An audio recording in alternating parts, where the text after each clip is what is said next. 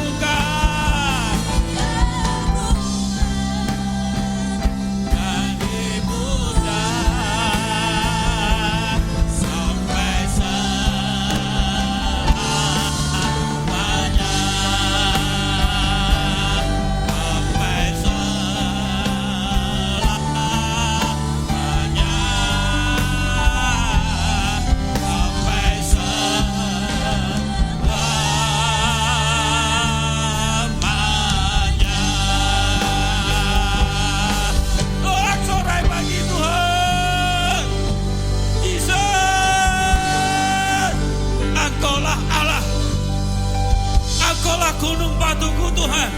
Engkaulah tempat perlindunganku. Engkaulah Tuhan penyelamatku.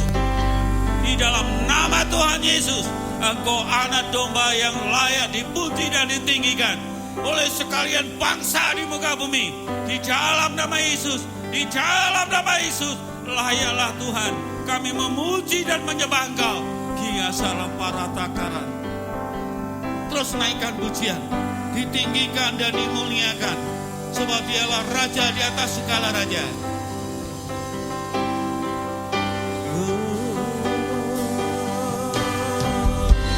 Yes Lord.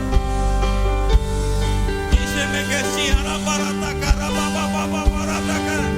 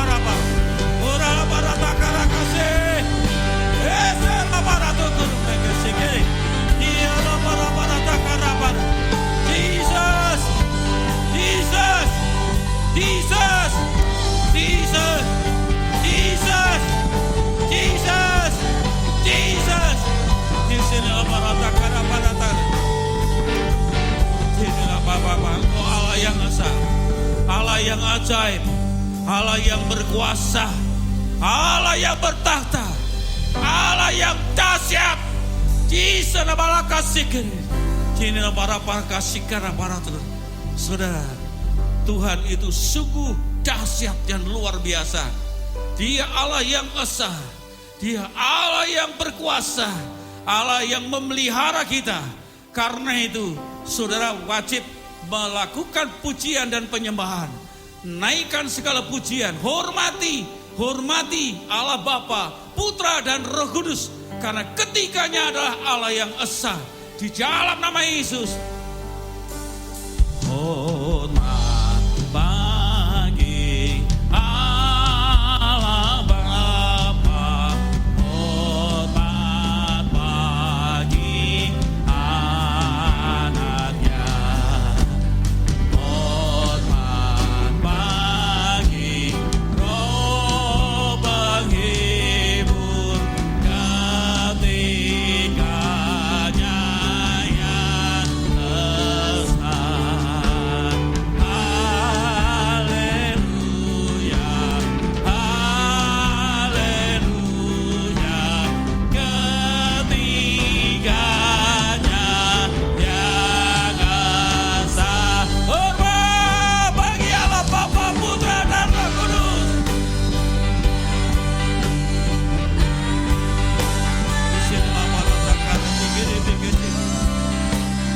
Bagi anaknya, hormat bagi Roh penghibur ketiganya yang esa. Haleluya, haleluya,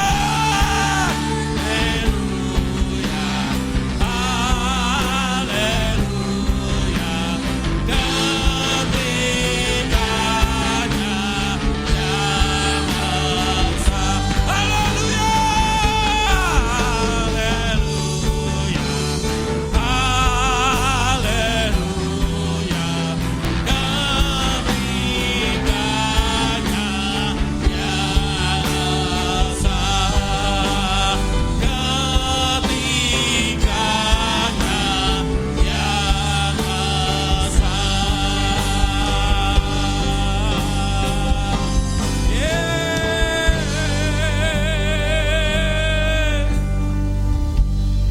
Terima kasih Tuhan. Siara para tuku sikera para. Didibiki siara para takara. Di dalam nama Tuhan Yesus. Maranatha konono nimiki sikara. Terima kasih Tuhan. Tuhan, ini kami anak-anak-Mu Tuhan. Ini kami Tuhan, hamba-hamba-Mu. Ini kami Tuhan. Kami datang, kami meminta ampun atas segala dosa kami. Ketidaktaatan kami, ketidaksetiaan kami, ketidakpatuhan kami Tuhan. Ampuni Tuhan, ampuni kami Tuhan. Kalau seringkali kami memberontak, seringkali kami membantah, seringkali kami berjalan sesuai dengan pikiran dan hati kami. Seringkali kami mengandalkan manusia.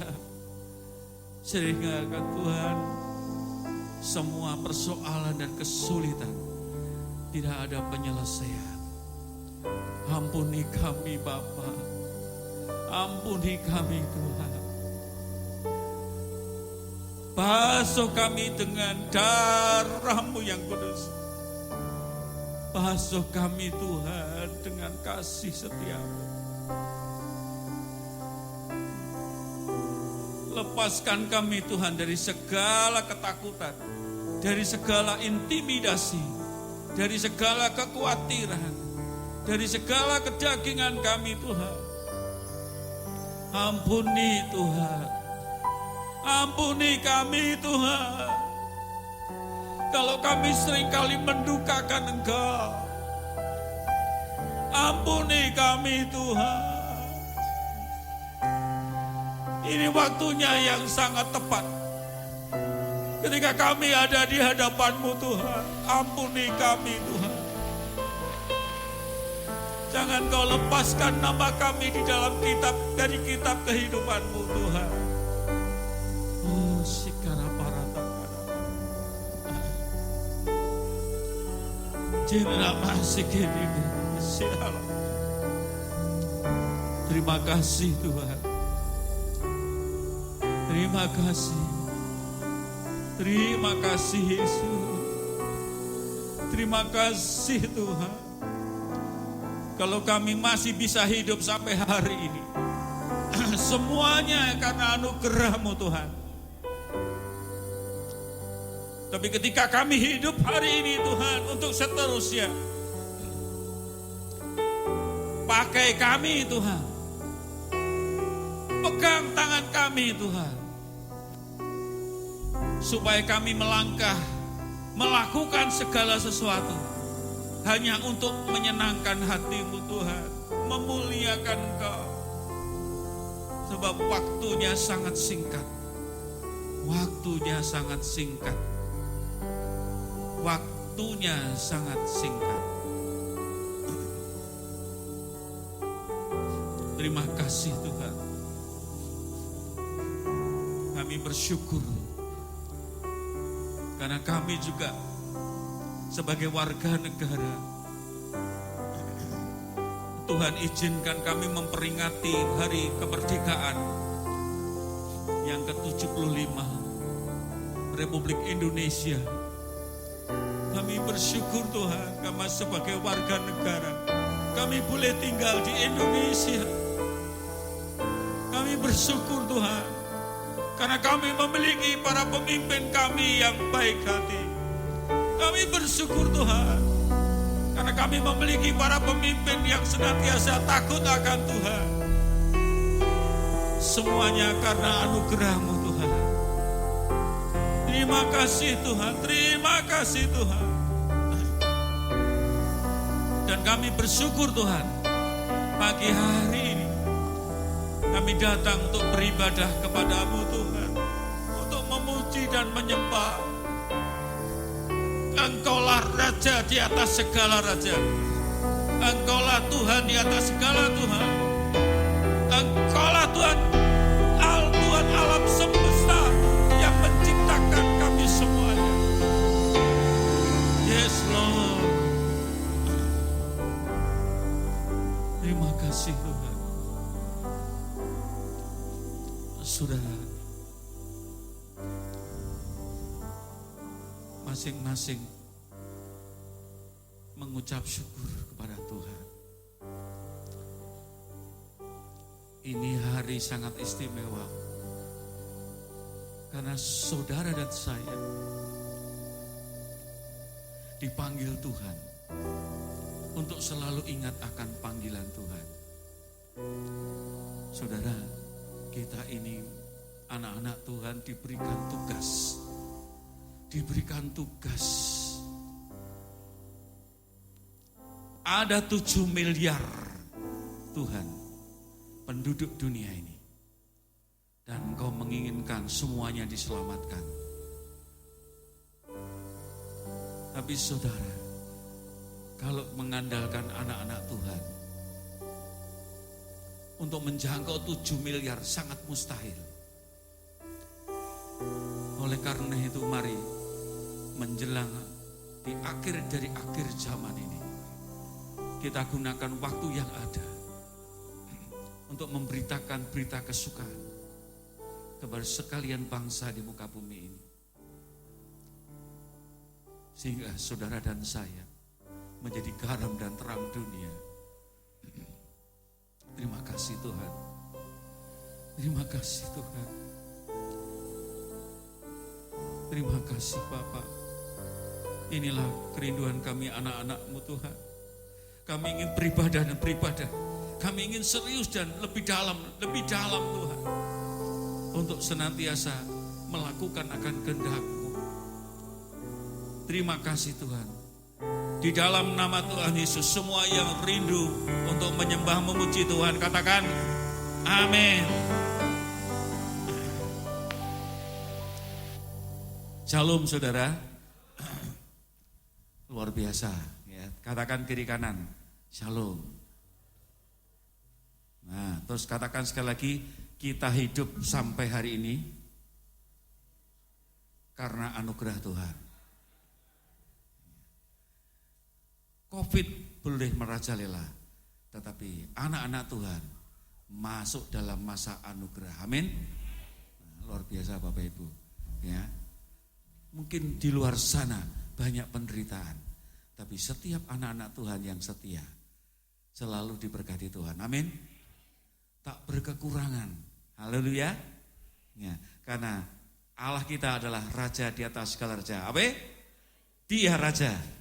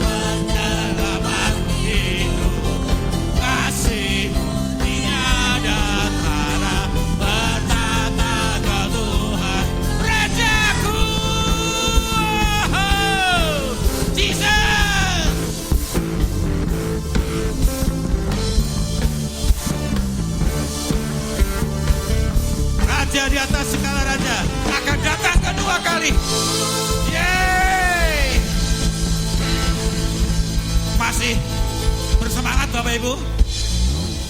Masih bersemangat? Coba saudara, saya mau katakan ya, mulut kita harus kita gunakan untuk apa? Memuji Tuhan. Tidak bisa bernyanyi, tidak masalah Bapak Ibu.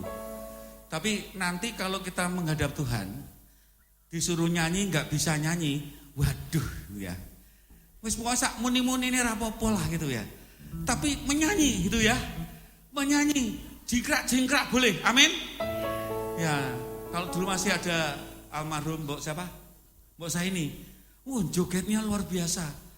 Ya. Mari ini kita generasi akhir dari akhir zaman. Amin. Tuhan sudah membebaskan kita. 75 tahun kita merdeka. Amin. Tapi Tuhan juga memberikan tahun Yobel, tahun kebebasan. Amin. Tuhan bebaskan kita semua dari ikatan belenggu dan berikan kemenangan kemerdekaan. Amin. Tahun Yobel.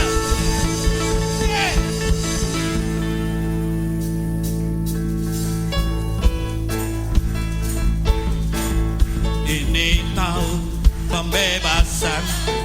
Ini tahun pembebasan. Semua tawanan dilepaskan.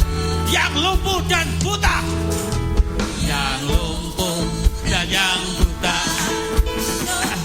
kan bersoraklah bab ini tahun pembebasan.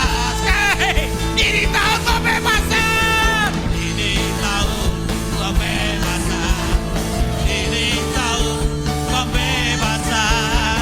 Semua tawanan dilepaskan. Yang lumpuh dan yang buta, lompat dan bersoraklah pagi ini tahun pembebasan.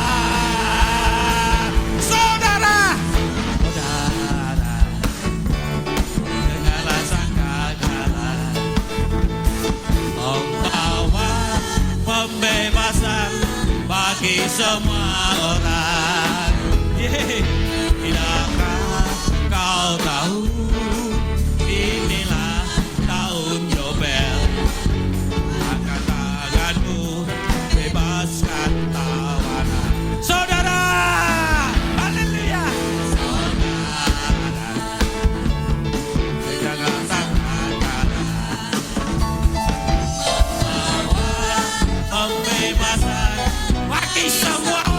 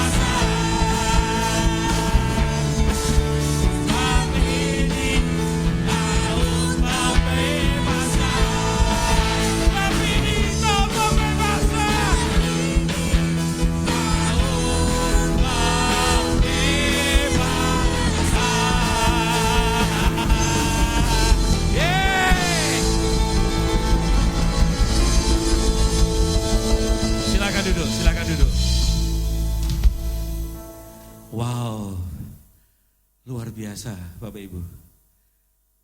Bapak Ibu merasa ada kebebasan? Ya.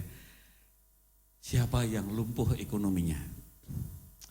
Siapa yang lumpuh pekerjaannya? Siapa yang lumpuh kesehatannya? Siapa yang lumpuh hubungannya dengan orang tua? Siapa yang lumpuh hubungannya dengan pekerjaan? Maka hari ini Tuhan Yesus sudah membebaskan. Amin. Lalu siapa yang buta? Saudara, siapa yang buta kebaikan? Siapa yang kasihnya buta? Siapa yang kepeduliannya mati? Siapa yang punya pergumulan sehingga membuat buta dan mati? Siapa yang ingin kandungannya dibuka? Halo. Yang ingin merindukan anak? Angkat tangan coba, yang ingin merindukan anak. Wah, Mas Anton ya. Tapi istrinya enggak merindukan, diam aja gitu ya. Harusnya gitu ya. Gitu ya. Nah, Saudara, ketika saudara menyanyi tadi, maka Roh Kudus bekerja dahsyat luar biasa. Amin. Untuk Mas Anton dan Mbak siapa? Penti ya. Hari ini menjadi hari penentuan. Hari penentuan. Siapa lagi Bapak Ibu yang mau tambah juga boleh? Pak Munawar mau tambah? Iya. Nah, Saudara, Yesus itu sungguh luar biasa. Amin. Firman-Nya ajaib ya. Ketika kita menerima firman itu menjadi rema, maka saudara dan saya memperkatakan sejak hari ini, maka jadilah apa yang kau perkatakan. Amin. Mas Anton dan Mbak Fenti mulai hari ini perkatakan bahwa saya akan punya anak. Amin. Saya bahkan sudah punya anak. Amin. Saya mau bersaksi Bapak Ibu tentang anak ini ya. Saya dulu pernah menyampaikan juga bahwa istri saya itu punya indung telurnya itu sudah dioperasi. Yang satu diangkat, yang satu dioperasi, dikiret. Jadi dokter mengatakan tidak mungkin punya apa? Anak. Itu jelas pasti dokter mengatakan itu.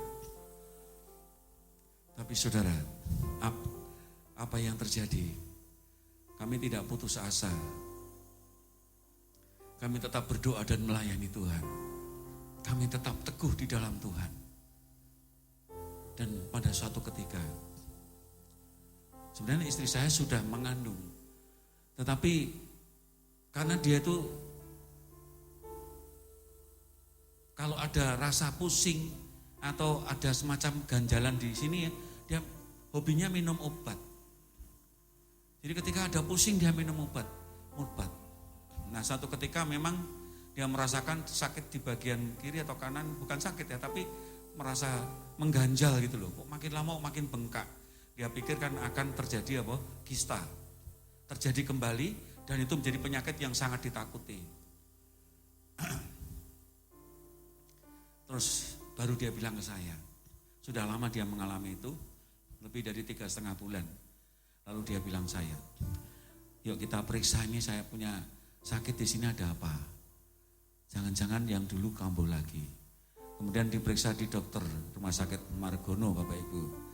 Di perjalanan itu kami terdiam semuanya. Sebab pikiran kami itu ingin penyakit, pasti nanti akan apa? Dioperasi, dan itu berarti kami akan mengalami apa? Kepedihan dan kesedihan. Nah, kemudian kami periksa di dokter Margono.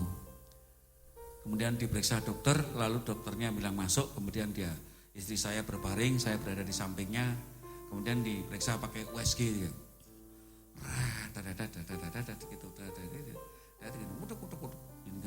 Ini periksa sana, kiri, kanan, atas, depan, belakang. Saya masih ingat kata-kata pertama yang diucapkan dokter itu, membuat kami terdiam dan menangis Bapak Ibu. Ibu, Bapak, ibu ini sudah hamil hampir 4 bulan. Ini kenapa baru tahu sekarang? Saudara, bahasa Jawanya tuh pelenggongan itu apa ya Bapak Ibu ya? Saya terduduk diam begitu. Tak. Istri saya itu juga diam. Wow. Di pikiran kita, apa Bapak Ibu? Penyakit kan? Tapi Tuhan ubahkan penyakit menjadi apa? Berkat. Dari rumah sakit sampai pulang, diam tidak ngomong apa-apa. Yang hanya bisa dikatakan hanya menangis. Buat Tuhan buat mujizat. Yang dokter katakan tidak mungkin, tapi bagi Allah tidak ada yang apa? Mustahil. Tapi jangan patah semangat. Pasti Tuhan buat acara bagi kita semuanya. Amin. Mari Bapak Ibu, kita akan berdiri lagi. Kita akan siapkan hati kita untuk menerima firman Tuhan. Kita naikkan pujian.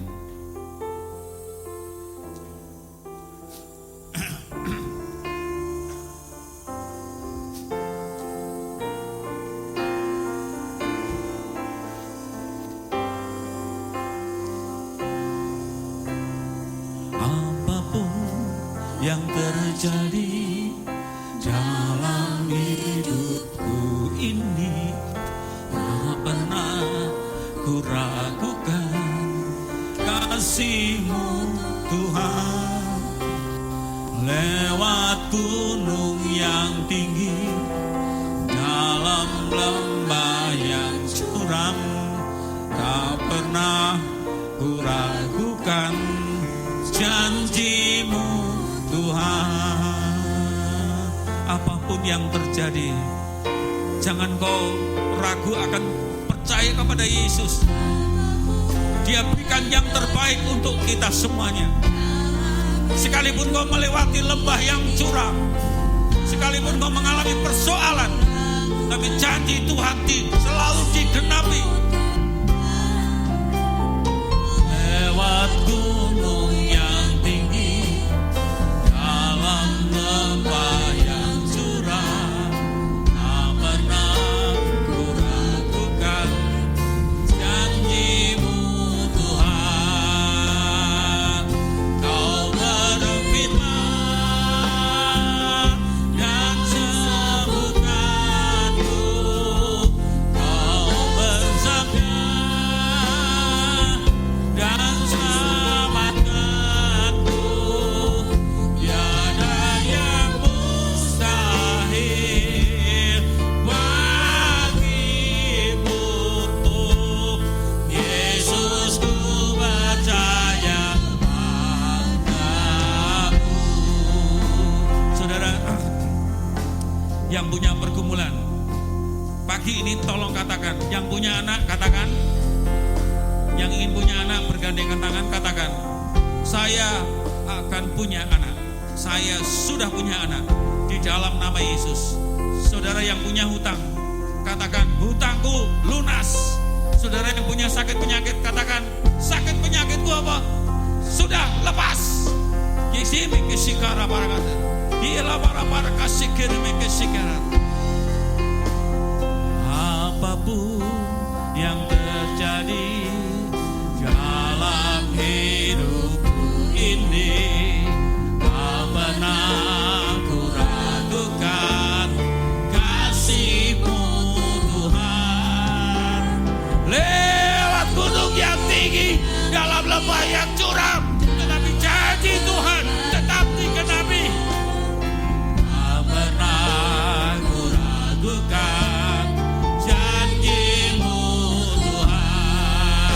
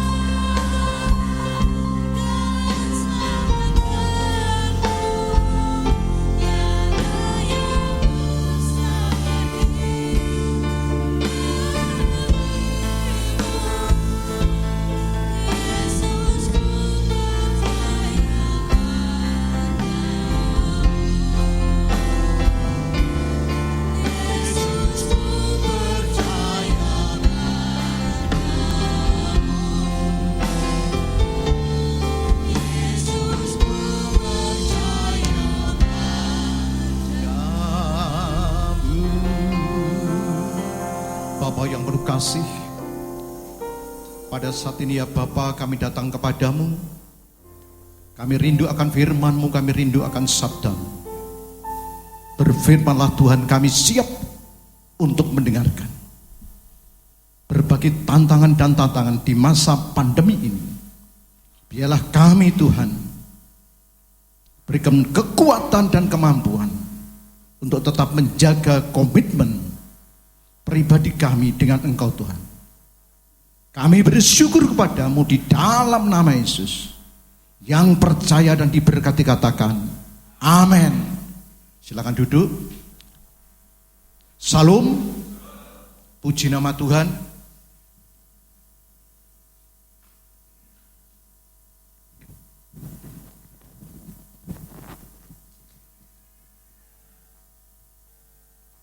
Sekali lagi, salam. Senyum ke kanan maupun ke kiri. Ya, puji nama Tuhan. Tanda daripada kita semuanya bergembira dan berbahagia di dalam Tuhan. Berbagi tantangan dan tantangan di masa pandemi ini mendorong kita untuk semakin dekat dan semakin melekat kepada Tuhan. Apakah ada amin? Tema saat ini, ya, tadi Pak Polisi tanya, temanya apa Pak Pendeta? Temanya adalah komitmen masa normal baru. Saudaraku yang terkasih di dalam nama Yesus, komitmen di masa normal baru atau di masa new normal. Kalau beberapa waktu yang lalu ada new start, nutrisi, exercise, water, kemudian sunshine, sinar matahari, temperamen, rest, dan juga trust and God. Itu sangat penting. Itu menjadi pelajaran dan pelajaran buat kita semuanya. Tetapi tanpa komitmen yang sungguh-sungguh, semuanya itu akan sia-sia. Amin. Saudaraku yang terkasih di dalam nama Yesus, tema pada saat ini adalah komitmen masa normal baru. Artinya komitmen dalam suasana kenormalan baru. Beberapa waktu yang lalu memang normal, tetapi dengan adanya virus 19, kemudian pemerintah menyatakan masuk di dalam masa kenormalan baru. Tidak hanya di Indonesia, tapi juga di sana-sana. Saudaraku yang terkasih di dalam nama Yesus, suasana di dalam kenormalan baru sudah berjalan dan sekarang ini sedang berjalan. Sampai kapan?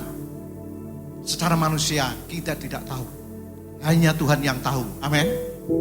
Secara manusia kita tidak tahu sampai kapan. Dalam menghadapi tantangan dan tantangan diperlukan yang namanya ekstra komitmen. Komitmen yang lebih dan lebih di dalam kehidupan kita semuanya. Suasana dalam kenormalan baru sedang berjalan dan sudah berjalan dan terus berjalan dengan berbagai macam tantangan. Ada keluarga yang punya tantangan sampai hari ini belum diberikan momongan. Itu tantangan atau enggak? Tantangan. Hari ini juga keluarga menghadapi entah kenaikan ekonomi ataukah penurunan ekonomi, juga tantangan. Setiap pribadi yang normal pasti masa-masa seperti dalam masa-masa yang penuh dengan tantangan. Saudaraku yang terkasih di dalam nama Tuhan, oleh sebab itu di dalam masa-masa seperti ini diperlukan ekstra komitmen supaya kita berhasil dan tetap bertahan dan terus maju di masa kenormalan yang baru ini. Saudaraku yang terkasih di dalam nama Yesus, maka diperlukan yaitu ekstra komitmen. Komitmen yang lebih, yang sungguh-sungguh di dalam kehidupan kita. Nah, komitmen itu makanan apa? What is komitmen? Apa komitmen itu? Dalam bahasa Jawa kalau saya membuka, itu adalah prasetyo.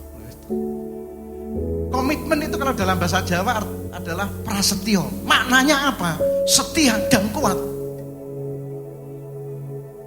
Jadi kalau di sini ada yang namanya prasetyo, berarti orang itu adalah maknanya adalah setia dan kuat. Istrinya pasti akan senang. Namanya aja prasetyo. Suamiku pasti setia dan kuat di dalam cintanya kepada aku, kan gitu. Boleh ada di antara kita yang namanya atau pacarnya namanya prasetyo, ada atau tidak? Setio ya. Mbak Feti calonnya namanya siapa? Siapa? Bukan Pak Ijan ya. Namanya bagus kok. Saudaraku yang terkasih di dalam nama Tuhan. Dalam bahasa Jawa komitmen itu artinya adalah prasetyo. Maknanya adalah setia dan sangat kuat. Komitmen itu jajanan opo. Dan ternyata saya lihat bahasa Jawa prasetyo. Kalau yang belum ada nama prasetyo, tambahi di dalam hatimu prasetyo. Amin. Bagus prasetyo. Prasetyo cuma tidak masuk di catatan sipil, dalam hati. Oleh sebab itu bayangkan ternyata aku ini prasetyo. Amin. Artinya setia dan kuat. Saudaraku yang terkasih di dalam nama Tuhan, ada kesetiaan yang kuat. Nah, di sini kita bicara masalah komitmen.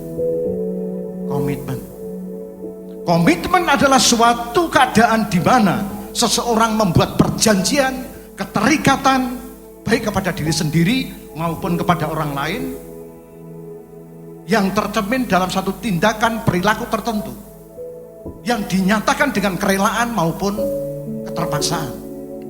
Tentu saja kita ada kerelaan. Jadi komitmen adalah suatu keadaan di mana seseorang, di mana saya dan saudara membuat perjanjian, keterikatan baik kepada diri sendiri maupun kepada orang lain, yang tercermin di dalam satu tindakan perilaku tertentu yang dilakukan atau dinyatakan dengan sukarela maupun terpaksa. Saudaraku yang terkasih di dalam nama Yesus, itulah komitmen. Kalau dalam bahasa Jawa intinya adalah ada kesetiaan, ada kekuatan, setia yang kuat. Entah itu kerelaan, entah itu keterpaksaan, tetapi kita mengikatkan diri kita, baik dengan diri sendiri maupun pada orang lain. Nah, bagaimana dengan unsur-unsur komitmen? Kalau seseorang berkomitmen, menyatakan diri setia, mengikatkan diri, saya ini setia, dan kesetiaan itu kuat, itu ada unsur-unsurnya.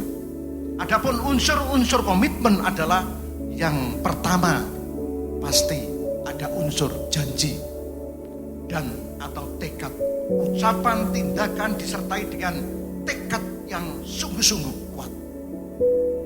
Jadi tidak hanya sekedar omong doang atau di bibir aja, tetapi ada tekad, ada janji, ucapan, tindakan yang disertai dengan kesetiaan, tekad yang bulat. Yang kedua ada unsur yang namanya tujuan, ada goal yang akan dicapai. Orang yang berkomitmen pasti satu, ada keterikatan. Yang kedua ada unsur tujuan yang ingin dicapai. Goal yang ingin dicapai ini apa? Kalau Mas Anton sama Mbak Fenti ini nikah, komitmen, menyatakan janji pernikahan, akan senantiasa setia dalam kondisi apapun, baik dalam kondisi duka maupun dalam kondisi suka, dalam kondisi bahagia maupun belum bahagia, aku tetap setia. Nah di situ ada unsur komitmen, janji, keterikatan satu dengan yang lain. Ada tujuan yang ingin dicapai. Saya menikah, saya rindu hidupku mengalami kebahagiaan, keharmonisan. Tidak ada orang yang menikah kepingin hancur-hancuran, tidak ada. Kecuali orang yang tidak normal. Tapi kita semua adalah normal di dalam Tuhan. Amin. Dan masuk di dalam kenormalan baru di dalam Roh Kudus. Saudaraku yang terkasih dalam nama Yesus. Adapun unsur-unsur komitmen yang berikutnya adalah tidak hanya sekedar janji, ada tujuan yang dicapai, ingin capai, tetapi ada tanggung jawab. Di situ ada unsur tanggung jawab untuk menerima, menjaga hubungan supaya tetap langgeng. Ini bagaimana? Entah dasarnya kerelaan maupun keterpaksaan, tetapi kalau sudah komitmen, bagaimana saya bisa menjaga komitmen itu? Hubungan ini tetap langgeng, ini bagaimana? Sampai maut yang memisahkan. Saudaraku yang terkasih dalam nama Yesus. Yang keempat ada unsur kesetiaan. Dikerjakan dengan setia, dengan sungguh-sungguh. Itu yang namanya komitmen. Itu yang namanya prasetyo. Katakan sama-sama, prasetyo. Ada kesetiaan yang kuat untuk tetap menjaga, ada sasaran ingin dicapai, dikerjakan dengan tanggung jawab dan penuh dengan kesetiaan. Saudaraku yang terkasih di dalam nama Tuhan. Nah sekarang jenis komitmen ada dua. Ada dua jenis prasetyo, ada dua jenis komitmen di dalam kehidupan ini. Kami bagi dua. Yang pertama adalah komitmen kekekalan. Yang kedua adalah komitmen kontemporer. Katakan sama-sama, kontemporer. Kontemporer. Tempo tambah rer. Jadi kontemporer. Jangka pendek, sementara. Jenis komitmen ada dua. Yang pertama adalah komitmen kekekalan. Komitmen yang terus-menerus dan berdampak di dalam kehidupan kekekalan. Apa yang kita kerjakan hari ini, apa yang kita ikat janji hari ini, mengandung unsur kekekalan, ada tujuan kekekalan sampai di kerajaan surga. Yang kedua, komitmen kontemporer adalah komitmen yang sifatnya sementara, jangka pendek. Jangka pendek. Oleh sebab itu pemerintah pada waktu itu ada repelita, rencana pembangunan 5 tahun. Ini jangka pendek, jangka panjangnya berapa? 25 tahun, 30 tahun. Tetapi ada komitmen kekekalan. Apa yang kita kerjakan hari ini berdampak di dalam kehidupan diri kita maupun orang lain, di dalam kehidupan jiwa-jiwa yang akan datang nanti, di dalam kekekalan. Nah sekarang kita akan membahas komitmen kekekalan yang dasar, yang prioritas, yang utama dan yang pertama. Yang pertama adalah komitmen kepada Tuhan. Ada 4 komitmen di dalam kekekalan. Yang pertama adalah komitmen kepada Tuhan. Yang kedua komitmen kepada keluarga. Yang ketiga komitmen di dalam pelayanan. Yang keempat komitmen di dalam kehidupan berbangsa dan bernegara. Atau komitmen berkaitan dengan kehidupan bermasyarakat. Adapun penjelasan keempat komitmen sehubungan dengan komitmen kekekalan adalah satu. Kita mulai dari komitmen kepada Tuhan. Komitmen pada Tuhan. Misalnya tadi Pak Riyadi, aku diberkati. Tahun ini aku dibebaskan, tahun ini aku diberkati. Aku punya momongan. Aku percaya. Ini komitmen terhadap diri sendiri berkaitan dengan Tuhan. Apa yang kau buat dengan pernyataan dan mengandung unsur tujuan ingin dicapai, tanggung jawab, kesetiaan, dan itu memenuhi persyaratan apa yang Tuhan rencanakan, maka langsung didok. Tahun depan Mas Anton dan Mbak Fenty diberkati momongan, amin. Tidak hanya 1, 2 misalnya gitu, langsung. 2 juga bisa. Tuhan itu maha pengasih dan penyayang dan maha merencanakan apa yang terbaik. Bisa terjadi. Saudaraku yang terkasih di dalam nama Tuhan, komitmen kepada Tuhan, komitmen yang dibuat secara pribadi dan bisa juga melibatkan orang lain yang berkaitan dengan Tuhan. Yang pertama contohnya adalah Yosua. Yosua punya komitmen kepada Tuhan. Kalau kita baca di dalam Yosua 24 ayat 14 sampai 16. Yosua 24 ayat 14 sampai 16 yang demikian firman-Nya. Kalau di dalam bahasa Indonesia sehari-hari demikian. 14 sampai 16. Tetapi saya akan baca ayat yang 15. Seandainya kamu tidak mau mengabdi kepada Tuhan, ambillah keputusan hari ini juga kepada siapa kamu mau mengabdi, kepada ilah-ilah lain yang disembah oleh nenek moyangmu di Mesopotamia dahulu, atau kepada ilah-ilah orang Amori yang negerinya kamu tempati sekarang. Tetapi kami, saya dan keluarga saya akan mengabdi hanya kepada Tuhan. Itu terjemahan bahasa Indonesia sehari-hari. Kalau di dalam bahasa Indonesia IYD lain lagi. Tetapi aku dan seisi rumahku, kami akan beribadah kepada Tuhan. Ini di dalam terjemahan yang baku IYD, terjemahan baru. Maksud, isi dan tujuannya sama, cuma pakai bahasa pasaran sama pakai bahasa yang baku. Yosua kepada Tuhan pada saat itu, di situ ada perjanjian di Sikem, rakyat Israel dikumpulkan. Yosua berhadapan dengan rakyat Israel. Mana yang kamu pilih hari ini? Mengabdi kepada Tuhan atau mengabdi kepada Allah yang ada di Mesopotamia, yaitu sekitar Iran, sebab asalnya Abraham itu dari sana.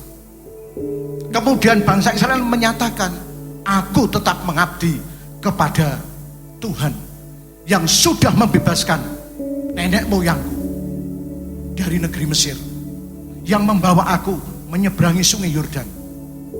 Intinya seperti itu. Komitmen Yosua kepada Tuhan dan juga mengajak umat pilihan Tuhan pada waktu itu untuk berkomitmen dengan menyatakan dengan sungguh-sungguh, aku tetap beribadah kepadamu Tuhan.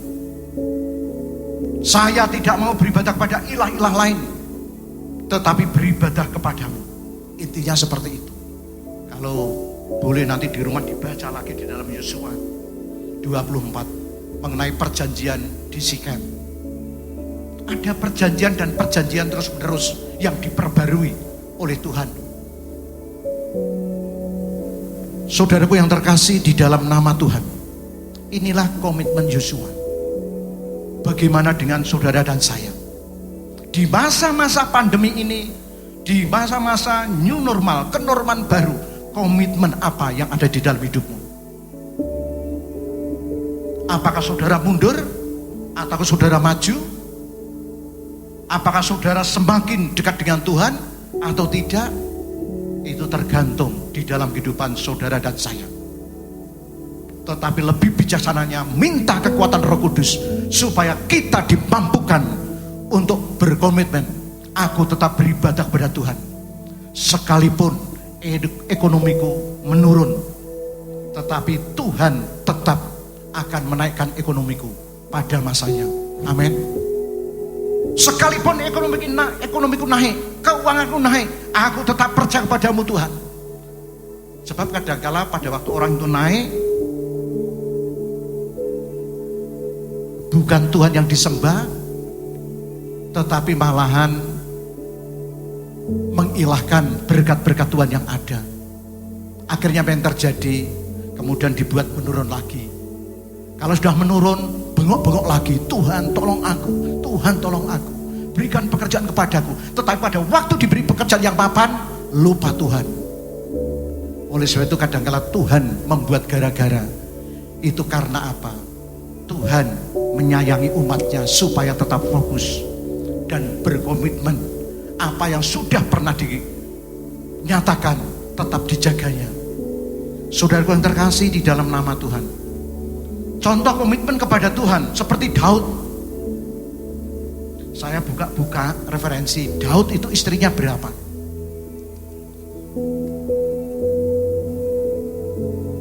Dan gundiknya atau selirnya berapa? Dan itu yang kadang-kala digunakan untuk referensi di luar kita. Nek pemimpinku semene, tetapi Daud berapa? Belum ada apa-apanya. Daud istri dan selirnya dicatat adalah 18. Yang pertama adalah anaknya Saul, itu istrinya Daud. Namanya siapa? Silakan dibaca di dalam kitab Perjanjian Lama. Saudara nanti akan ketemu.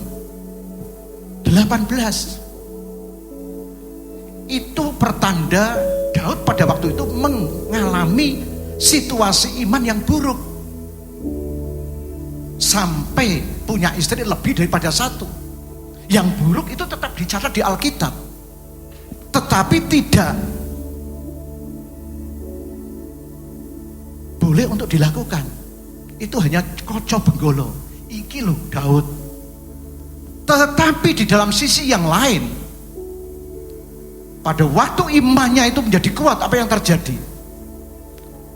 Mazmur 84 ayat 11. Lebih baik satu hari di pelataran rumahmu, artinya di rumah Tuhan, daripada 1000 hari di tempat lain. Kemudian kalau kita baca berikutnya, di tempat orang jahat. Kalau dalam bahasa Indonesia sehari-hari, yaitu di tempat orang fasik. Tetapi kalau di dalam bahasa sehari-hari adalah di tempat orang jahat. Lebih baik satu hari di pelataranmu Tuhan, di rumahmu Tuhan, daripada 1000 hari di tempat lain. Ini pada saat iman Daud itu di dalam kepuncakannya, sekalipun menghadapi tantangan new normal pada waktu itu, situasi kondisi yang sulit, tetapi Daud dengan komitmennya, lebih baik satu hari di rumahmu Tuhan daripada 1000 hari di tempat orang jahat. 1000 hari di karaoke, 1000 hari di tempat maksiat. Lebih baik satu hari Tuhan di pelataran daripada 1000 hari di tempat orang jahat. Kalau baca di dalam bahasa Indonesia sehari-hari. Kalau dalam bahasa terjemahan baru, di tempat, yaitu orang fasik. Orang fasik adalah orang jahat di mata Tuhan. Saudaraku yang terkasih di dalam nama Tuhan, ini komitmen Daud pada waktu itu. Bagaimana dengan komitmen saudara dan saya di masa-masa pandemi ini? Lebih baik satu hari dengan istriku bersama dengan Tuhan daripada dengan istri-istrinya orang lain. Itu komitmen. Saudaraku yang terkasih di dalam nama Tuhan, Daud punya komitmen yang luar biasa. Dan itu yang bisa kita petik. Yang negatif tetap disuguhkan di Alkitab, tetapi tidak boleh dikerjakan karena berdampak buruk. Tetapi yang positif kita ambil, karena firman Tuhan berisi yang baik dan yang buruk. Yang buruknya Daud juga diungkapkan, yang baiknya Daud diungkapkan. Tinggal saudara dan saya memilih mana yang terbaik untuk hidup ke depan. Kerajaan dan kerajaan itu hancur karena apa? Karena sang raja punya istri, istri punya saudara banyak, sehingga anaknya tetap kepingin disodorkan untuk menjadi raja. Disitulah awal peperangan dan perebutan kekuasaan, warisan dan lain sebagainya. Lah, apakah kita mau seperti itu? Tentu saja tidak. Oleh sebab itu kita mengambil yang positif, komitmen yang positif bersama dengan Tuhan, melibatkan Tuhan. dan itu akan mengandung unsur kekekalan. Sehingga akhirnya Daud masuk di dalam kekekalan dan mengalami yaitu bagaimana kebahagiaan bersama dengan Tuhan. Demikian juga Paulus, komitmen Paulus kepada Tuhan. Filipi 1 ayat 21, bagiku hidup adalah Kristus dan mati adalah keuntungan. Bagi saya, itu dalam terjemahan sehari-hari, bagi saya yang lebih utama, bagi saya yang lebih penting, tujuan hidup saya adalah Kristus dan mati adalah keuntungan. Mati adalah untung. Ini komitmen Paulus terhadap dengan dirinya sendiri kepada Tuhan. Bagiku hidup adalah Kristus. Hidup adalah untuk melayani Kristus. Hidup adalah untuk bekerja untuk Kristus. Untuk memberitakan kabar sukacita yang dari Kristus. Dan mati adalah keuntungan. Inilah Paulus. Bagaimana dengan Yesus, komitmen Yesus dengan dirinya bersama berkaitan dengan Bapa. Kalau kita baca di dalam Yohanes 4 ayat 34, makananku adalah melakukan kehendak Bapa. Sebab pada waktu itu Yesus berbincang-bincang bicara dengan wanita Samaria. Kemudian murid-murid Yesus datang. Tuhan, mari kita makan. Tuhan mengatakan, padaku ada makanan yang tidak kamu kenal. Padaku ada makanan yang kamu tidak tahu. Loh, nah murid-murid bertanya-tanya, ini siapa yang bawa makanan untuk Yesus? Dan Yesus akhirnya menjawab, makananku adalah melakukan kehendak Dia. Makananku adalah melakukan kehendak Bapa yang mengutus aku dan menyelesaikan pekerjaannya. Murid-murid berbicara masalah duniawi, jasmani, tetapi Yesus jawabnya adalah secara rohani. Siapa yang membawa makan untuk Yesus? Ternyata Yesus berbicara, makananku adalah melakukan kehendak Bapa. Ini adalah komitmen Yesus terhadap dirinya sendiri dan berkaitan dengan Bapa yang mengutus Dia. Makananku adalah melakukan kehendak Bapa. Saudaraku yang terkasih di dalam nama Tuhan, bagaimana dengan Mas Adra? Nah, gitu. Bagaimana Mas Adra? Nah, tetapi di sini ayatnya di dalam Daniel itu ada Sadra, Mesah, Abednego. Dan di gereja ini ada saudara kita yang namanya Sadra. Gitu. Mengapa memberi nama Sadra? Pasti ada alasan, ada tujuan, ada goal yang ingin dicapai dari orang tuanya. Nah, Mas Sadra diberi nama Mas Sadra pasti tidak tahu.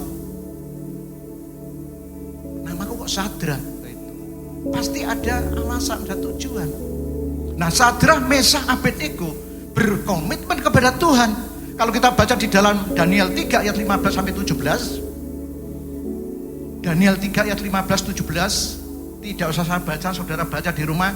Tuhan melepaskan, intinya Tuhan melepaskan aku dari dapur perapian maupun tidak melepaskan.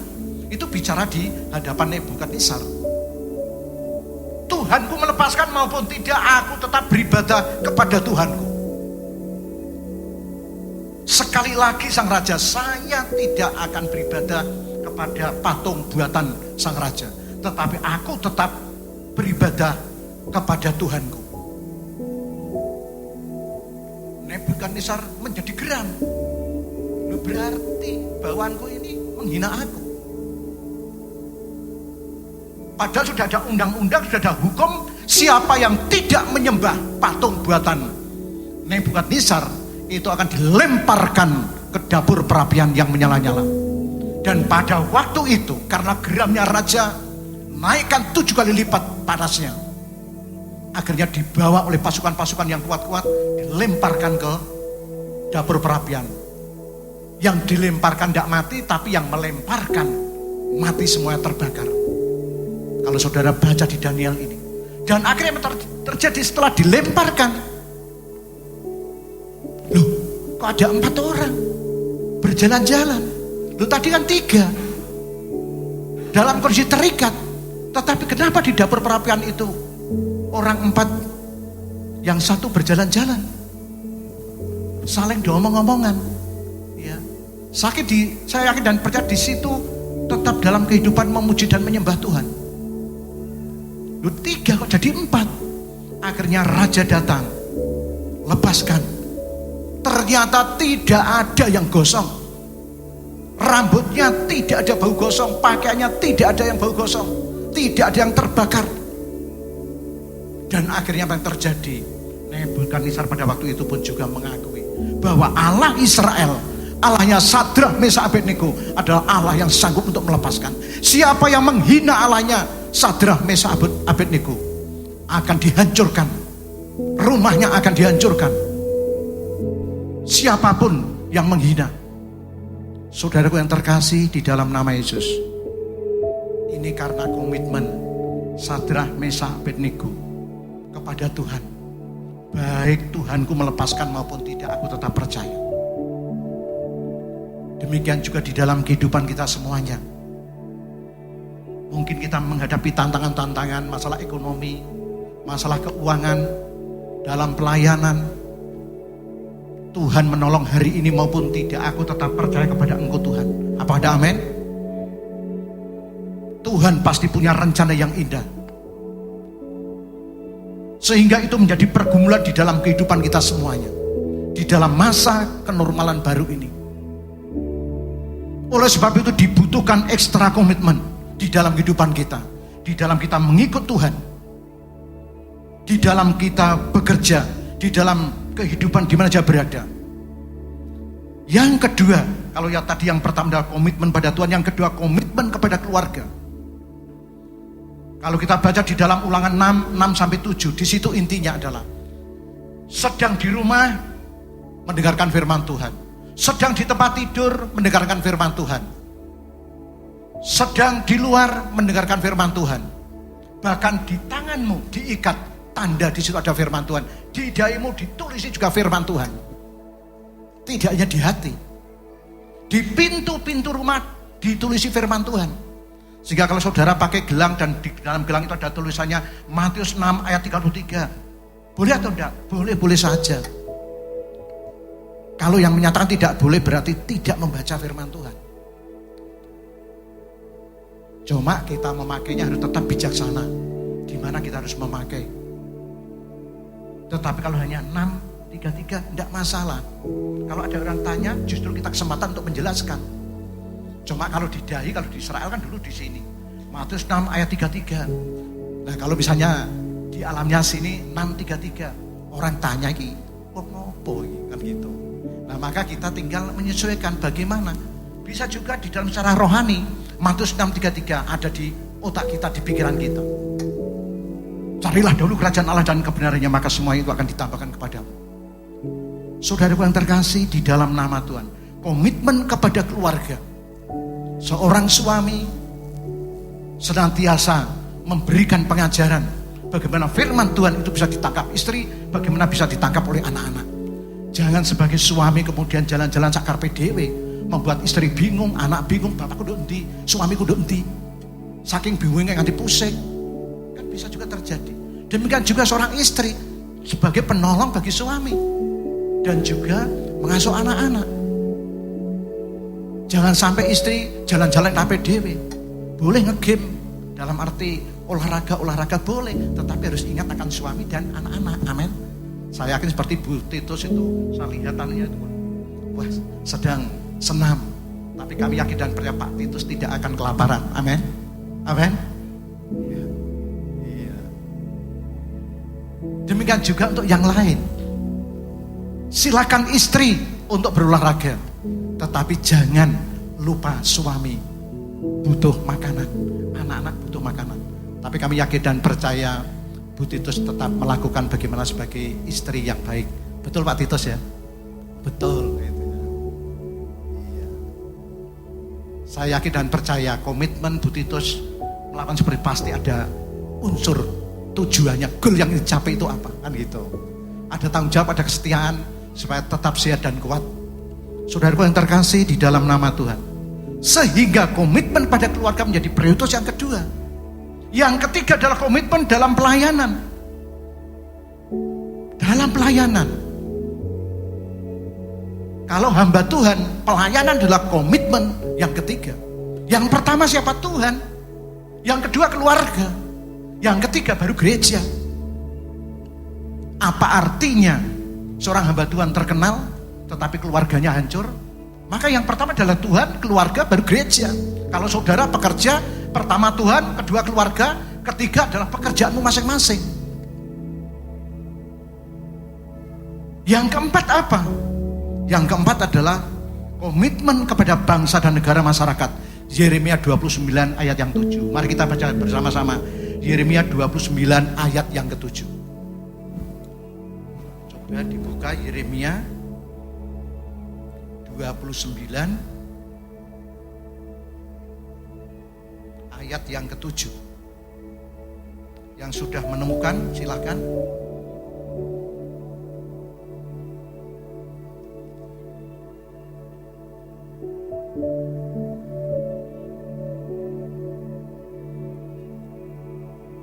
Sudah ada? Ya. Kita baca. 3, 2, 1. Usahakanlah kesejahteraan kota kemana kamu aku buang, dan berdoalah untuk kota itu pada Tuhan, sebab kesejahteraannya adalah kesejahteraanmu juga. Usahakanlah kesejahteraan kota, di mana kamu dibuang, di mana kamu ditempatkan. Berdoalah untuk kota itu, sebab kesejahteraannya adalah kesejahteraan kamu juga. Nah, ini berkaitan dengan besok tanggal 17. Kita diingatkan, kita memperingati hari ulang tahun RI yang keberapa? 75. Iya. Kalau saya lihat ada kota-kota ini banyak dipermasalahkan. Tetapi silahkan yang mempermasalahkan, tetapi kita tetap memperingati hari ulang tahun kemerdekaannya. Nah, maka apa yang kita dengan adanya besok instansi-instansi memperingati semuanya. Nah, kita semua juga memperingati mungkin di rumah kita masing-masing yang tidak pegawai negeri. Mengingatkan kita supaya kita tetap berkomitmen kepada bangsa dan negara, pada masyarakat. Usahakanlah kesejahteraan kota, di mana kamu dibuang, ditempatkan, dan berdoalah untuk kota itu, berdoalah untuk desa itu, kecamatan itu, di mana kita ditempatkan. Sebab kesejahteraannya adalah kesejahteraan saudara dan saya juga. Nah, berkaitan dan komitmen dengan masyarakat, dengan bangsa negara, maka apa yang bisa kita berikan? Bagiannya pemerintah memberikan sebagaimana yang saudara dapatkan. KTP ini macam-macam ya. Tetapi yang ada tulisannya keluarga miskin, keluarga prasejahtera, kemudian yang diusulkan kemudian dapat beras, dapat ini, itu bagiannya negara memperhatikan Bapak Ibu Saudara yang mendapatkan. Tetapi bagiannya kita apa? Yang bisa kita kerjakan, berdoa untuk bangsa ini, untuk pemerintah, untuk masyarakat ini, dan juga untuk mengusahakan apa yang bisa kita kerjakan sesuai dengan bagian kita masing-masing. Yang bisa kita kerjakan apa? Terhadap lingkungan kita, sekitar kita, terhadap desa, kecamatan, wilayah kecamatan, kabupaten, negara, apa yang bisa kita kerjakan? Tentu saja sesuai dengan bagian kita masing-masing, apa bisa kita kerjakan. Usahakanlah kesejahteraan kota, usahakanlah kesejahteraan di mana kamu tinggal. Dan berdoalah untuk kota itu, wilayah itu, sebab kesejahteraannya adalah kesejahteraan kamu juga. Berkaitan dengan lingkungan, kita jaga lingkungan kita bersih di tempat kita masing-masing, baik dalam maupun luar. Ada bunga-bunga disirami. Kemarin saya nyirami bunga, ini bukan sombong. Kemarin itu 2 kali. Siang saya sirami, sore saya datang ke sini, tak sirami lagi yang depan. Malam disirami oleh Tuhan. Puji nama Tuhan. Apa ada amin? Kita bisa kerjakan. Demikian juga untuk rumput depan. Saya diberi arit Pak Mardi. Saya minta arit yang biasa-biasa. Ternyata yang baru. Apa yang bisa saya kerjakan? lapangan di sana tak serampangi semuanya. Walaupun tidak sampai dasar, tapi yang jelas bisa roto. Nek dilihat itu baik, memastikan hari ulang tahun kemerdekaan RI, lapangan itu dalam kondisi yang rata rumputnya. Di ini kurang rata, ada bagian lain, kok kurang rata, tak samperannya lagi, tidak masalah. Di samping itu sekaligus memaparkan diri di sinar matahari. Saudaraku yang terkasih di dalam nama Tuhan, usahakanlah kesejahteraan kota, usahakan sederhana di mana kita berada. Yang bisa kita perbuat apa? Kerjakan doa dan bekerja. Di situ kalau hanya tujuannya ngarit, bagi saya, oh jangan. Tetapi kalau ada tujuan kekekalan, apa yang terjadi? Kita sambil berdoa, kita sambil memuji Tuhan. Kalau ada yang ngancani, ya silakan. Biasanya Pak Pri ngancani, Pak Eko. Saya tanpa ada komunikasi dengan Pak Eko, dengan siapapun, udah saya kerjakan. Yang bisa kita kerjakan apa? Sebab itu akan menjadikan kehidupan kita semakin lebih memiliki. Mungkin orang lain loh, tanah itu itu gereja apa? Nah itu biar menjadi doa mereka. Tetapi kita kerjakan sesuai dengan bagian kita. Bukan berarti masa lalu saya pernah ngarit tahun 76. Tetapi kalau kita masa lalu pernah punya seperti itu, kita kerjakan. Kita jalan-jalan sambil bisa ngomong, ya. Dan akhirnya jiwa ini akan semakin ada semangat untuk hidup. Amin. Apalagi ada Roh Kudus. Saudaraku yang terkasih di dalam nama Tuhan, komitmen kepada bangsa dan negara, kepada masyarakat di mana kita berada, itu sangat penting sekali. Karena di situ kita bisa berdoa. Kita bisa melakukan apa yang bisa kita kerjakan. Beberapa hari yang lalu ada saudara kita yang meninggal di Badekan. Saya tidak bisa hadir hari pertama. Hari yang kedua bisa hadir. Ketemu dengan saudara-saudara di sana, kita bisa ngomong-ngomong dengan bebas, enak. Akhirnya kita dapat informasi. Saudara yang terkasih di dalam nama kita, akhirnya bisa ada komunikasi yang enak juga. Saudaraku yang terkasih di dalam nama Tuhan, komitmen itu sangat penting sekali. Kemudian yang terakhir adalah komitmen, kalau tadi ada dalam kekekalan, tetapi komitmen kontemporer. Apa yang komitmen kontemporer ini? Adalah komitmen jangka pendek, apa yang bisa kita kerjakan hari ini. Saudara punya rencana untuk bangun rumah, itu adalah komitmen jangka pendek. Mungkin 3 bulan, 4 bulan, 1 tahun. Mungkin gereja ini punya komitmen untuk membangun tempat sekolah minggu. Bisa, itu komitmen jangka pendek. Yang bisa kita kerjakan. Kalau tahun ini tidak bisa, mungkin tahun depan. Tahun depan tidak bisa, tahun depannya lagi. Yang penting dalam kehidupan kita ada komitmen. Dan akhirnya kita mengupayakan bagaimana supaya semuanya bisa berhasil. Saudaraku yang terkasih di dalam nama Yesus, komitmen sangat dibutuhkan di dalam kehidupan kita. Dan kita kerjakan dengan tanggung jawab, maka semuanya itu akan dibuatnya berhasil. Awali dari komitmen di dalam kehidupan kita, dan di dalam komitmen kita melibatkan Roh Kudus, maka apa yang kita rindukan, Tuhan pasti akan menggenapi tepat pada waktunya. Amin. Ingat komitmen, ingat prasetyo. Amin. Prasetyo itu adalah setia dan kuat. Kalau kita punya komitmen, kita ada kesetiaan, kekuatan, dan tujuan untuk memperoleh sesuatu, goal yang baik, maka kita akan mengerjakan dengan baik. Mulailah dari yang kecil-kecil. Kalau secara pribadi, apa yang bisa kita kerjakan? Maka kalau yang kecil-kecil itu kita kerjakan, maka Tuhan pasti akan menambahkan perkara-perkara yang besar di dalam kehidupan kita. Apa yang bisa kita kerjakan?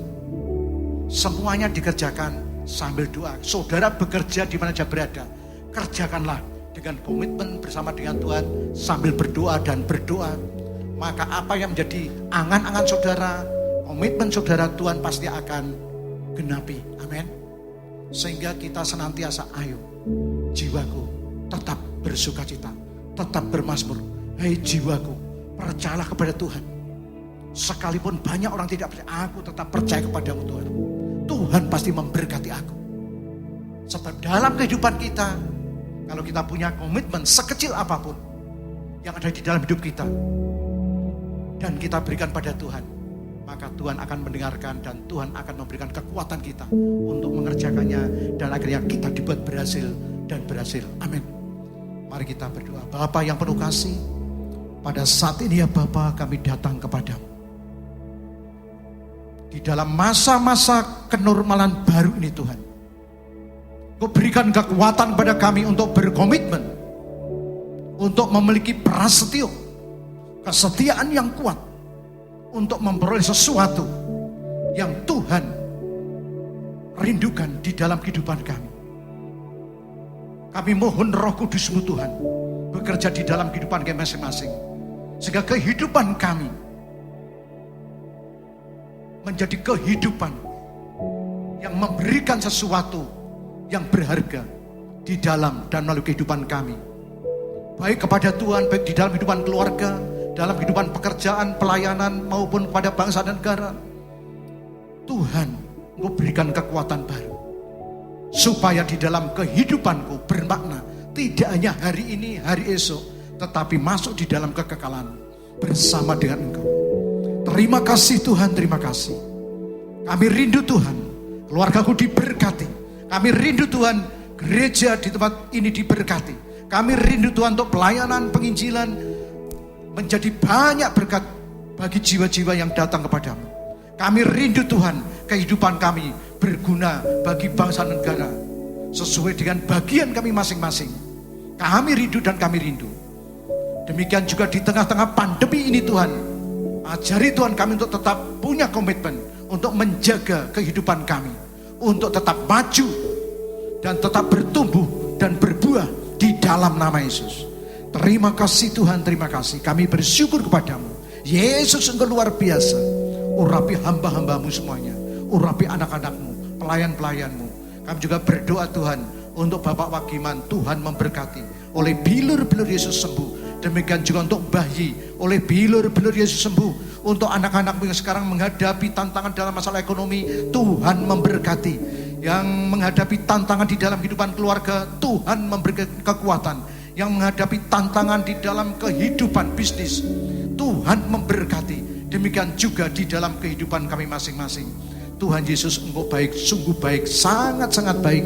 Kasih-Mu luar biasa. Terima kasih Tuhan, terima kasih. Kami bersyukur kepadamu di dalam nama Yesus. Yang percaya dan diberkati katakan amin.